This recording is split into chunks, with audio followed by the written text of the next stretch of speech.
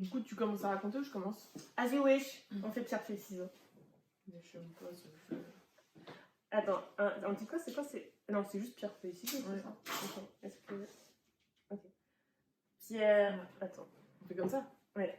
Pierre, feuille, ciseaux. Yes. Mais c'est qui commence? Bah toi? Bah ce que tu préfères en gros, t'as le choix. D'accord, bah vas-y, commence. Ok. Hello! Bienvenue dans une nouvelle vidéo avec Phil et Dia. Faut qu'on arrête de faire ça. J'ai l'impression que c'est comme un génialiste.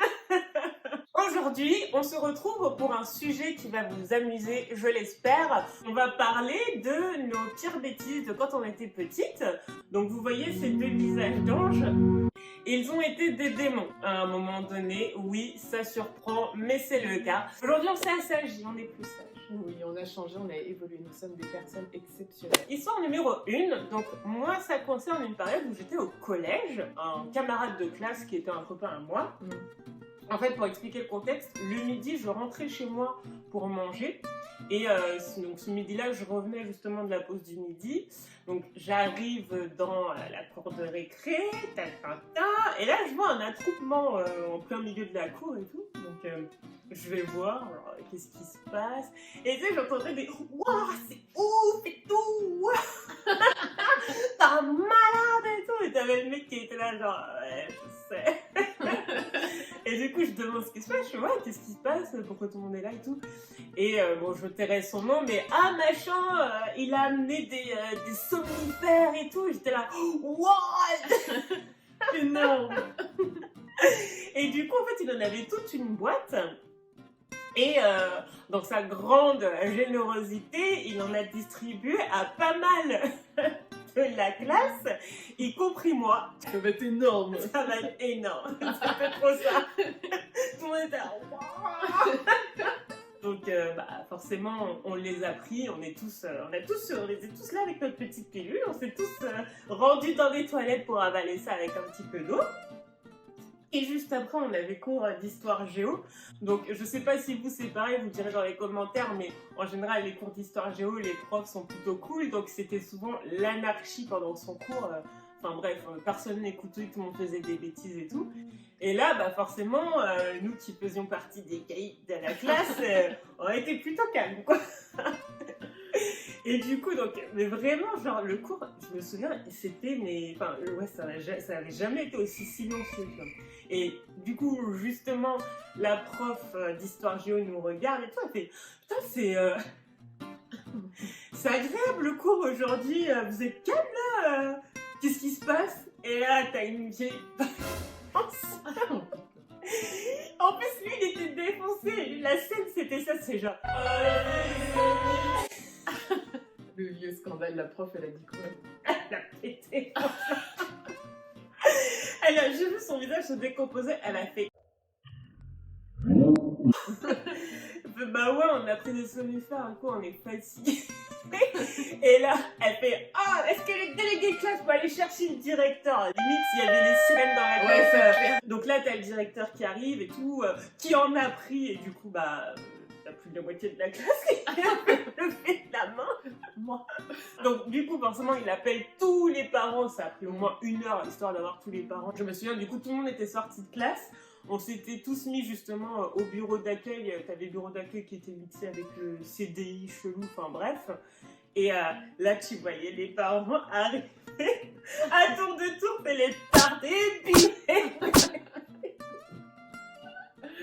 tout le monde se faire défoncer tour à tour, quoi. Et là, t'as ma mère qui arrive. Donc moi, j'ai eu de la chance. Enfin, de la chance, ça ne s'est pas réglé devant les gens. Ça s'est réglé à la maison où j'ai pris une bonne branlée. Et puis bah voilà. Ne reproduisez pas ça chez vous. Histoire suivante. Alors, ma magnifique histoire.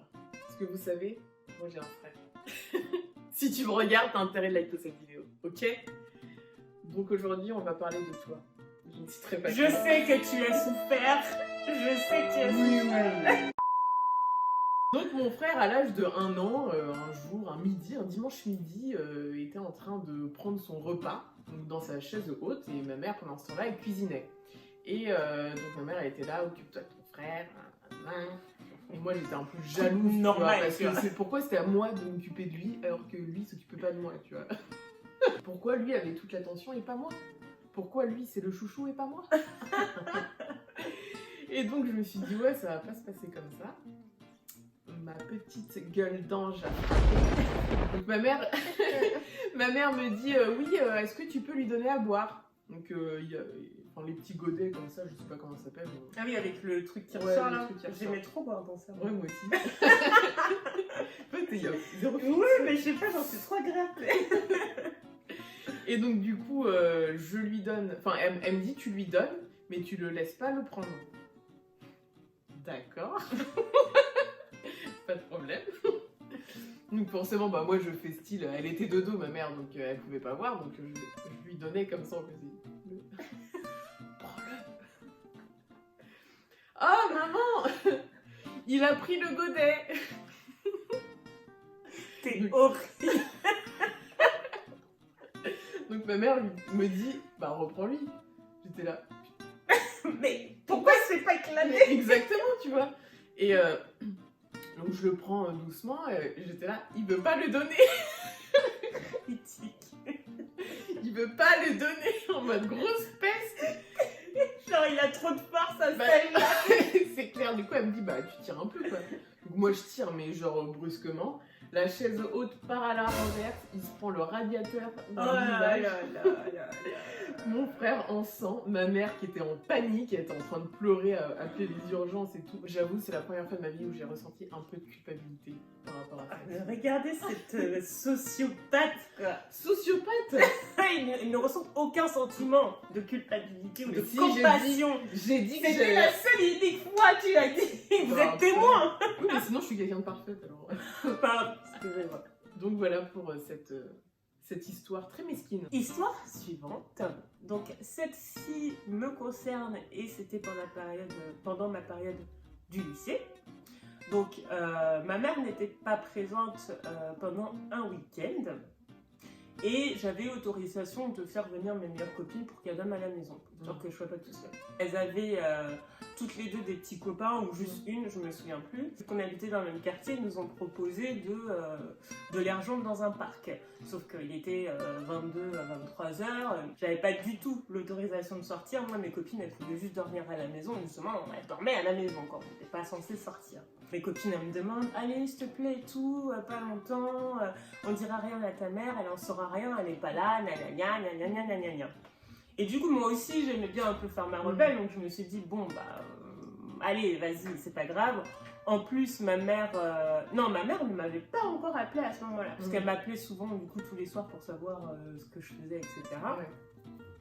Donc là, ma mère ne m'avait pas encore appelée. Je lui ai juste envoyé un message pour faire style, bon, bah, on va se coucher, bonne nuit, machin. Sauf que ma mère, elle réfléchit, tu vois, elle a dû se dire, c'est bizarre, genre, il est même pas 22h, elles sont en soirée pyjama, elles dorment déjà, tu vois, trop chelou.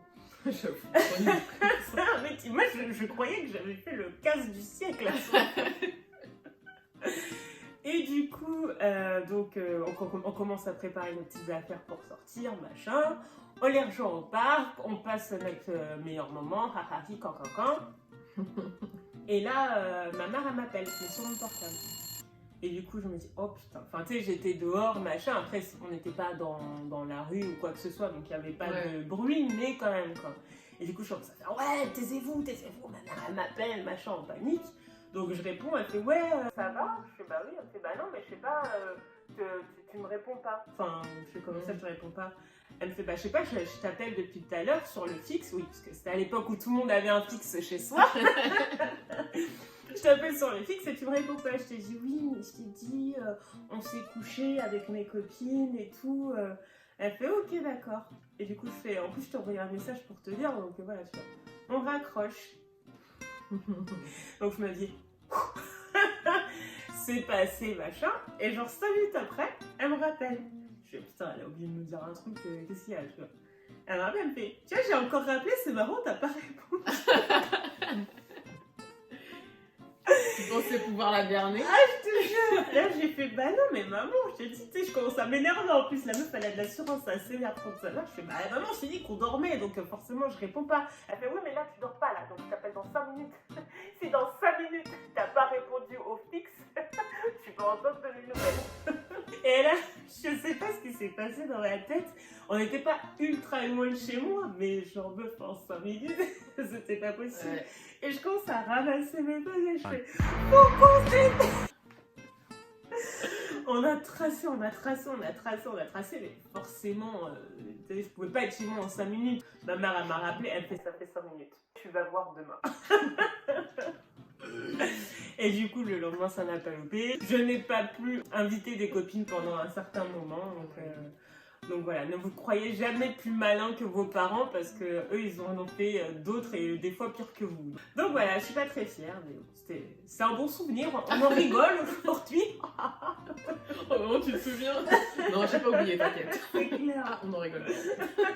C'est trop tôt, oui, c'est trop tôt. Donc voilà. Et donc, pour la dernière histoire qui fait peut-être un peu peur à certains, à une personne en particulier. Toujours le même. Toujours le même. Hein. On a bien une tête de turc et puis bah c'est toujours la même tête de turc. C'est souvent les petits frères ou les petites sœurs. Ouais. Mais c'est trop bien. Bah oui. On va dire ça aux victimes. Oh, ça fait des bons souvenirs. On en rigole maintenant. J'avoue, c'est encore un peu tôt pour lui. Donc une fois, alors je sais pas, moi je devais avoir peut-être, ouais, je pense 13 ans, un truc comme ça.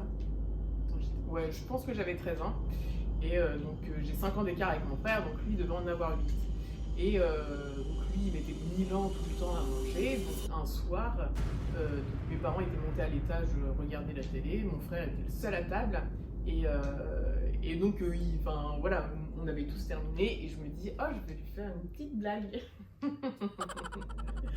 Donc je suis allée, donc si vous voulez, donc lui il mangeait là, il y avait une fenêtre. Enfin, la fenêtre de la cuisine qui était juste en face, donc il mangeait face à la fenêtre. Et sur le côté, tu as la salle de bain et puis un accès qui donne au jardin. Et donc moi je vais dans la salle de bain, je prends une perruque afro à ma mère, pouf, je prends une veste très moumoute à ma mère. J'avais pris un gros couteau de cuisine et du coup je passe par le jardin, je passe devant la fenêtre. Là je me retourne, je fais un truc comme ça. Et je continue. Et je me souviendrai toute ma vie, je me souviendrai de la tête qu'il a fait. Il a crié, j'ai ri. Oh, franchement, c'était un des plus gros fous rires de ma vie. Mais t'es tellement sadique alors. Si c'était à refaire, je le referais. Hein. Franchement, même aujourd'hui, ça je le referais. Y a pas de souci. Si vous voulez participer à des plans un petit peu machiavéliques, appelez-moi, il n'y a pas de souci. Non mais énorme, en plus, après donc je me dépêche de rentrer parce que je me dis si les parents descendent voir, t'as pas envie de te faire griller quoi. Oui voilà, ça, il y a un cambrioleur, enfin lui il a crié mais un truc de malade quoi. Genre, il s'est fait engueuler. C'était mieux que ce que t'espérais. Mais tu sais, je me suis dit il va crier, enfin il va paniquer tu vois, mais vraiment il avait crié mais genre... Tu voyais sur son visage la détresse et genre ça m'a procuré du plaisir, j'avoue.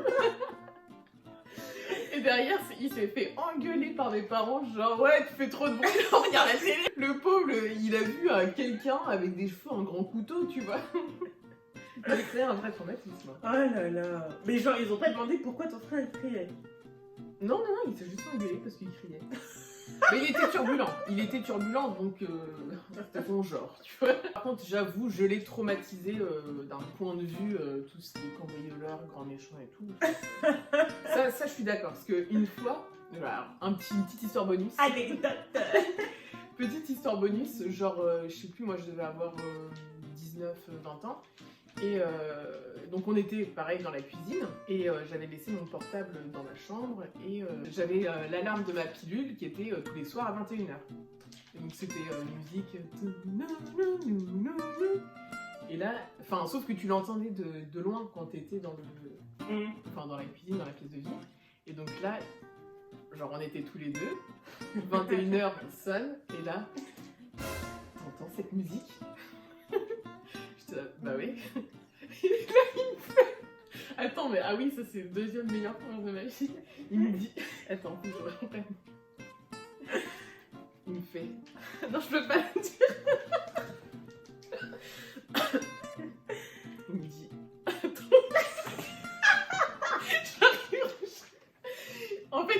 il me dit, ouais, c'est trop bizarre, je l'entends tous les soirs à la même heure. Comme si un tueur allait arriver.